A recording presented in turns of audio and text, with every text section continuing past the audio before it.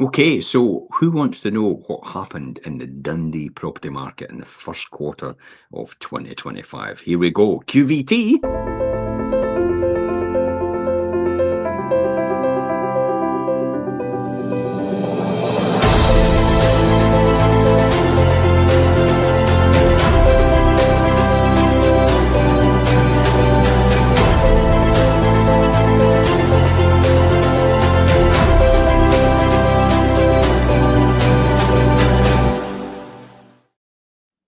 So this is quite important. This is the Dundee property market, the first quarter, and actually what happened is, understanding what has really gone on in this property market is key to actually cutting through the noise and seeing the true picture, both I think locally and actually nationally as well. Despite the near constant doom and gloom headlines that's going on, always bounces back. Um, predicting, I mean, people were predicting housing crashes on 2022, and now they're predicting housing crashes now as well. And the statistics tell a completely different story. The British property market, for example, and the Dundee in particular, is holding up remarkably well overall. So let's investigate those property market statistics, starting with the lifeblood of the housing market, new properties coming onto the market. That's the most important thing. Nationally, 444,742 UK properties came onto the market in the first quarter of 2025. That's quite an eye-watering figure. That's January, February, and March itself. Interestingly, compared to 444,668 in the first quarter of 2024 and 407,946 properties in the first quarter of 2023. So it's actually comparable with what it was the year before, and a wee bit more, probably about 10% more than what it was in 2023. So you can see the restriction in supply in the market itself, and then it's offset now.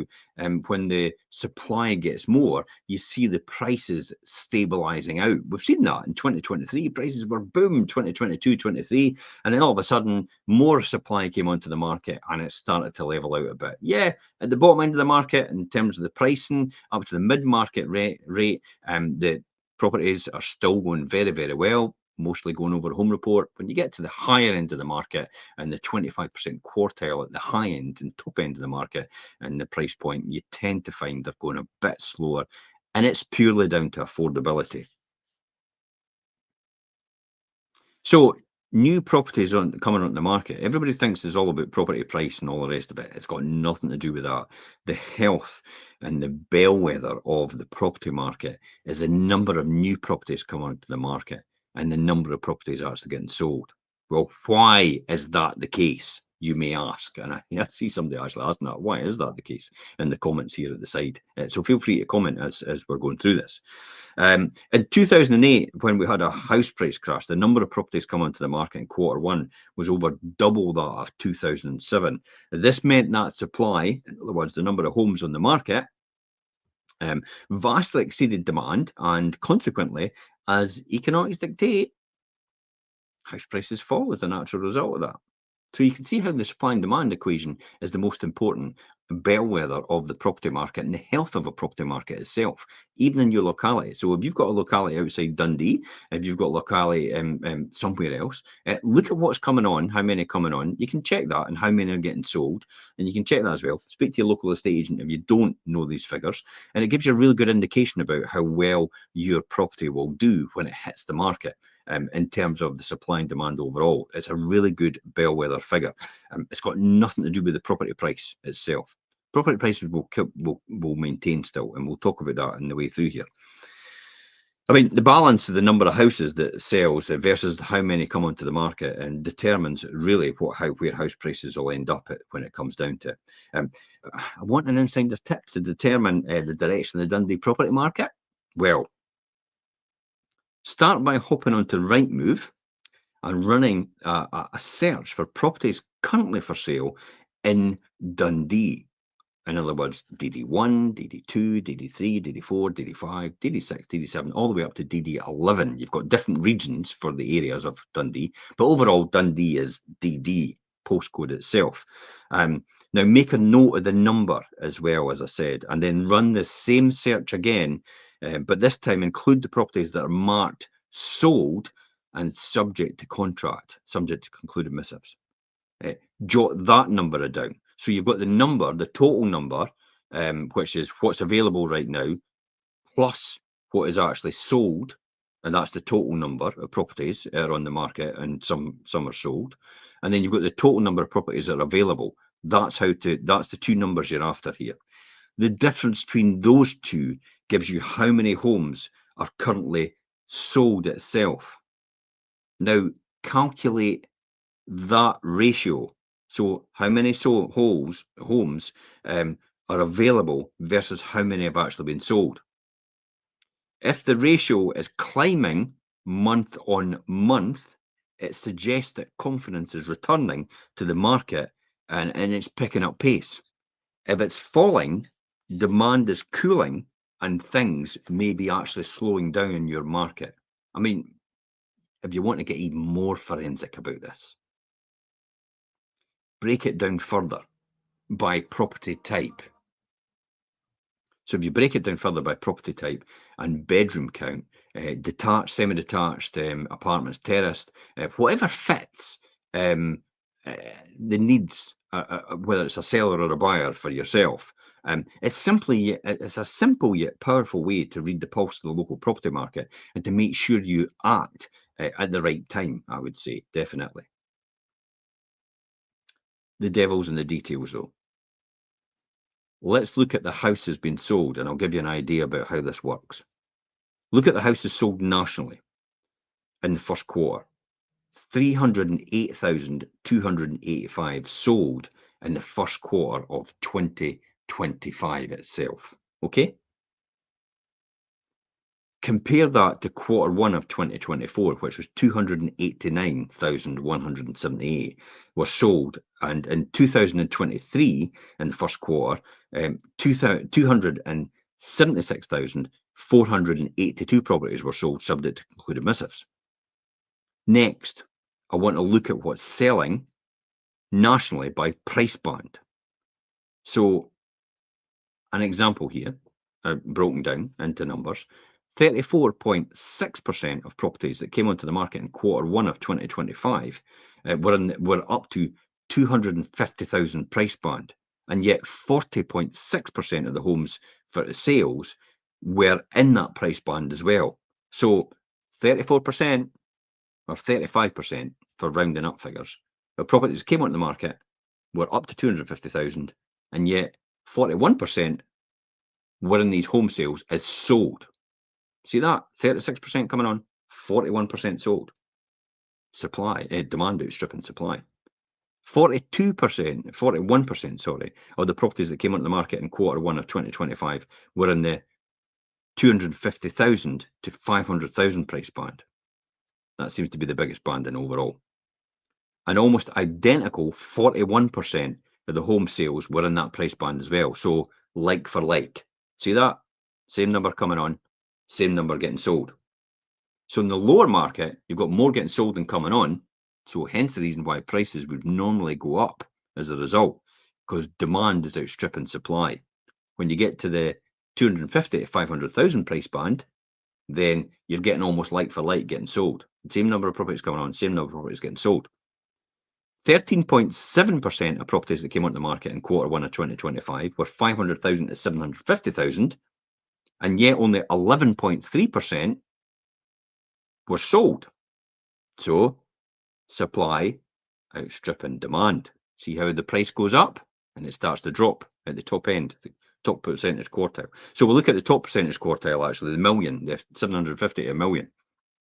5.3% of these properties in the first quarter were 750 to 1 million, and only 3.9% are actually sold in that band. 5.2 with the 1 million price band onwards, and 3.1% of the households. So again, supply outstripping demand. So hence the reason why you find everything up to 250,000 will sell really well, and it might get a better price than Home Report.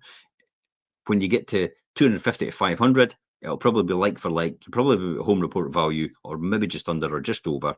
When you get beyond 500,000, you'll probably be negotiating a price which is probably slightly lower, if not significantly lower, than Home Report value, simply because of affordability. Let me show you that in graph form so you understand that. Here it is here. So what does this show you? This is the new listings in Q1, which are in blue. See?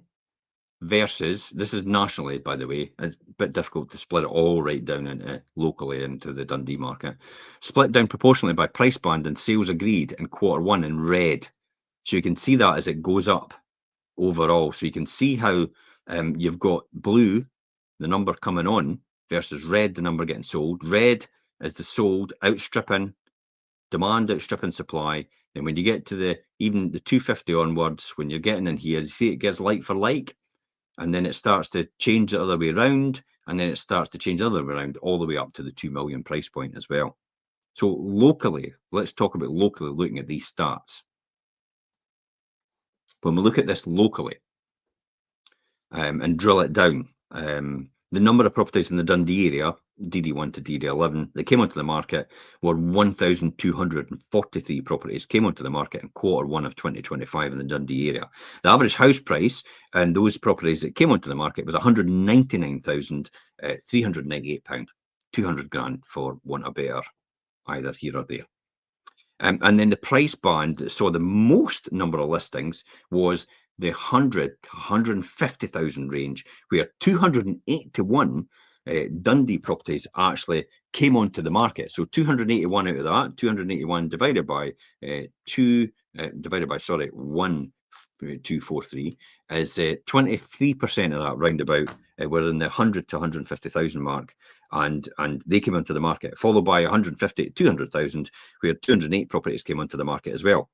Now, that's a significant proportion when you think about it, because that's round about the 40 to 45% of the stock that came onto the market in Dundee. Now, 1,088 properties in the Dundee area actually sold in the first quarter of 2025. The average price for those selling was 183,843. So a bit less when you look at that.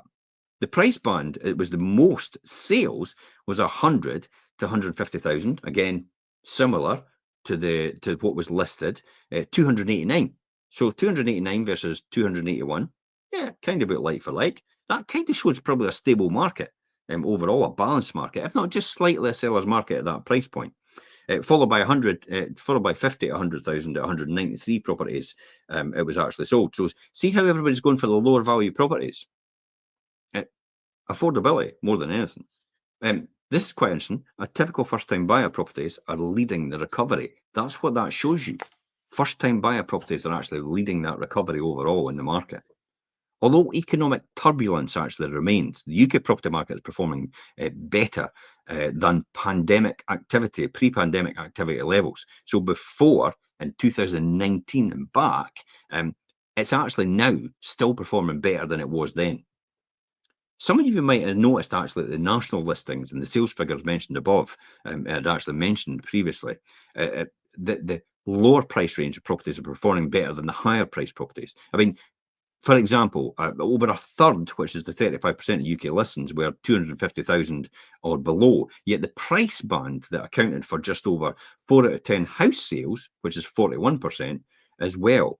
Meanwhile, at the other end of the scale, as I said before, the 2 million price point and above, even though the numbers are small, the difference is quite startling. 1.26% of these listings were 2 million plus, but only 0.52% of these sales were actually agreed in the same price range. So properties at 2 million plus are actually sticking. I think we could all say safely affordability has got a lot to do with this, plus the fact running costs, cost of living and all the rest of it. I mean, if you're buying a property at 2 million, you probably are not really bothered about cost of living, but it still factors into that equation. The question I've got to ask myself, and somebody's actually asked that, well, so what does it mean for Dundee homeowners wanting to sell in this market? Um, I think it's a lot to do with realistic pricing. Um, when you put your house in the market, it is everything right now, the realistic pricing point. In the boom market, we were just going for broke. You were getting a home report at 300,000 and you're going, yeah, just go offers over 300,000.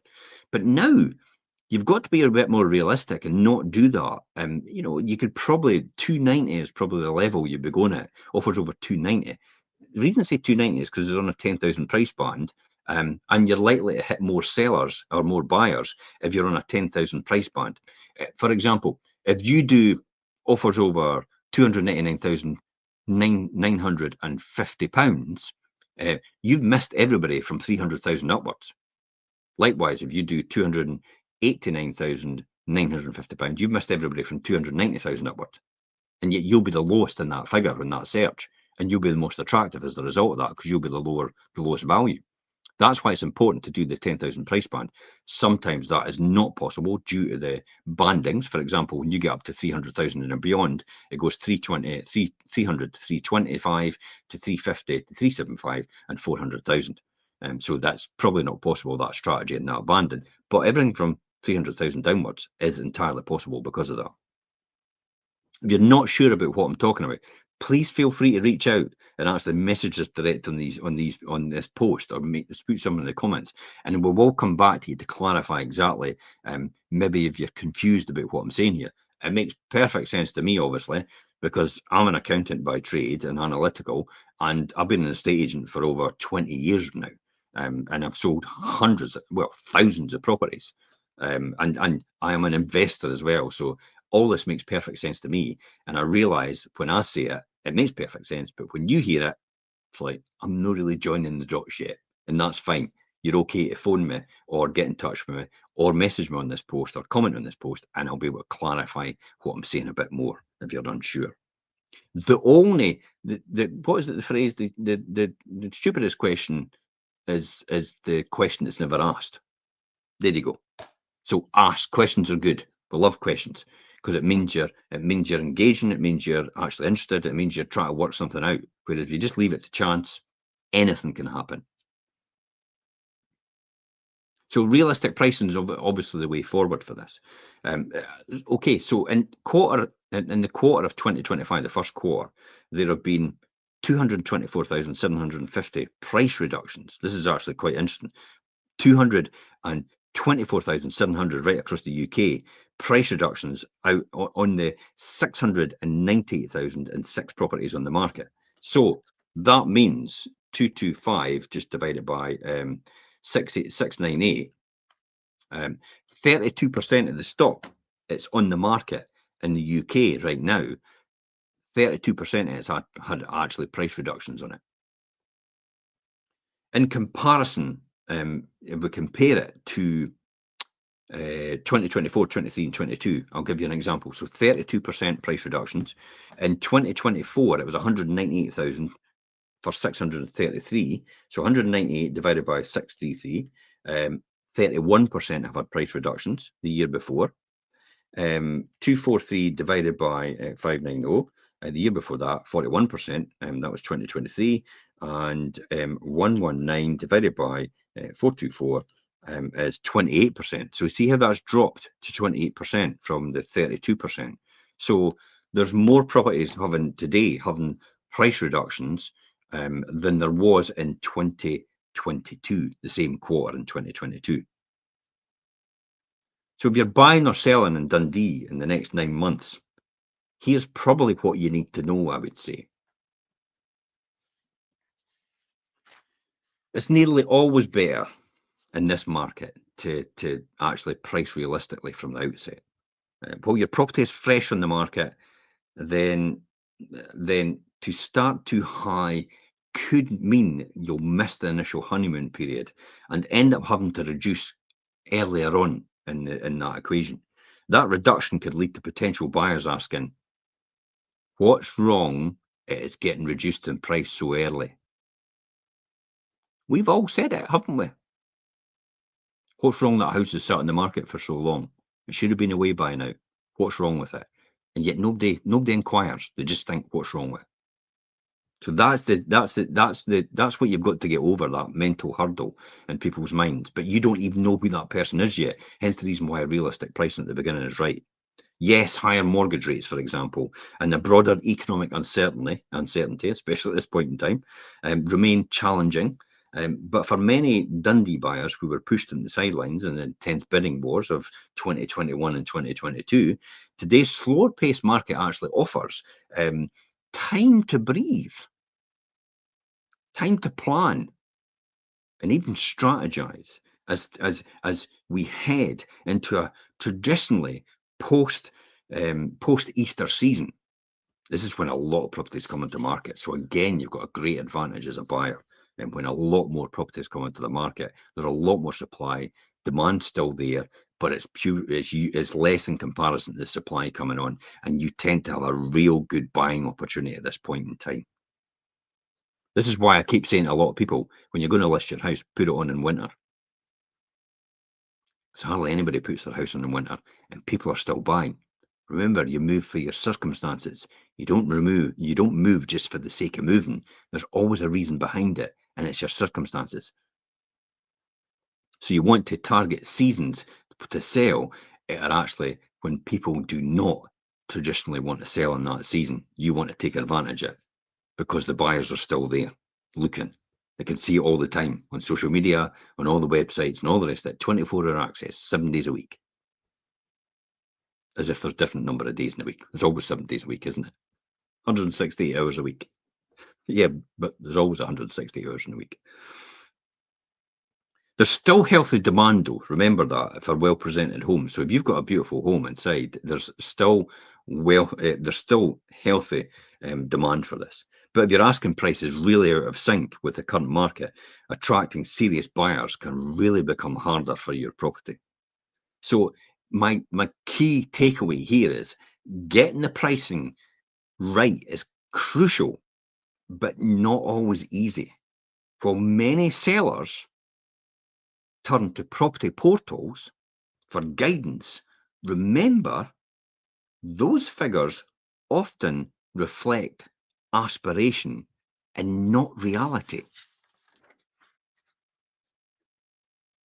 As estate agents, we've generally got a broader toolkit and recent sold prices. I mean, pounds per square foot, for example, and comparable homes, and crucially, an understanding of who is in the market right now for your type of home. If price needs adjusting, it's better to do it quickly.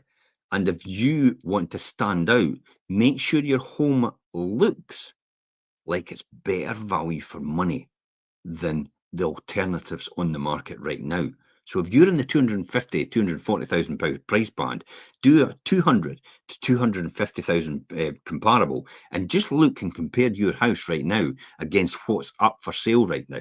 That's a really good indicator about where you sit in terms of your pricing or where you should be pricing.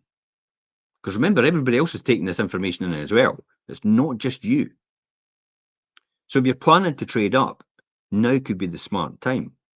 Let's not forget that UK house prices are 15.1% cheaper today in real terms. That means after inflation than they were 3 years ago. I'll say that again. If you're planning to trade up, now could be the right time.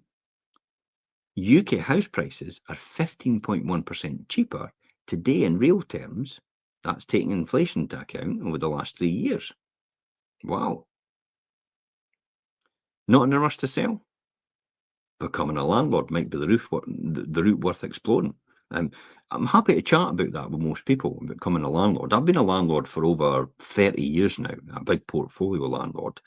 So I know what it's like actually and how good an investment the property market can be if you get your numbers right. I think that's key here. Anything is rentable, but it's got to be rentable at the right level and attract the right return in order for you to be able to get a return on investment, but more importantly, have enough income to bring in to do any repairs that are essential that come up and ongoing improvements as well. For example, at some point in time in the future, you probably have to change the kitchen, to change the carpets, to change the bathroom, to change the boiler and the heating system. All these different things. The roof needs repaired at some point. Electrics need upgraded at some point. All these different things make a fundamental difference. Hence the reason why you have to make sure you get the right return, and not just what I've heard from a lot of people saying when they're looking to rent their house rather than sell it and then buy another house for themselves, to rent their house, just go, as long as it covers the mortgage. Oh my goodness. If you've ever said that to yourself, do not become a landlord. It is not for the faint-hearted. It is a business after all, just like any other industry. Whether you've got one, whether you've got five, whether you've got 10, 100, whether you've got 1,000 properties, it's still the same. You are responsible for someone in their house for their safety and also their well-being as well, with regard to the house itself and what you provide for them. So if you're thinking about becoming a landlord, and prices, just bear in mind, I'm happy to chat about this, and also bear in mind if pricings do soften over the next 12 to 18 months, it may take a few years to return to the last year's levels as well. Whatever 2025 brings, remember, any move should be based on your life plans, your circumstances, not just the property market headlines. Because your property is worth X amount of money, if you've just bought it and waited for it to appreciate, the house that you're going to buy is going to be in exactly the same circumstances. So you're just trading like for like. Importantly, though, if you're in a big, huge house and you no longer need it and you can downgrade, not exactly call it downgrade as such, but downsize, I would say, to a more appropriate house that's manageable and release a huge amount of equity, then that is a good strategy. What do you do with that equity is entirely up to you. But for me personally, property investment gives a guaranteed return, more or less, on a yearly basis, and long-term appreciation. And the asset is always there. It keeps its value. Yes, we can all talk about the credit crunch where property prices went down 20%, but has it realistically ever done that since or before that? No. And I doubt it very much will it be do that in the future. All the signs are there.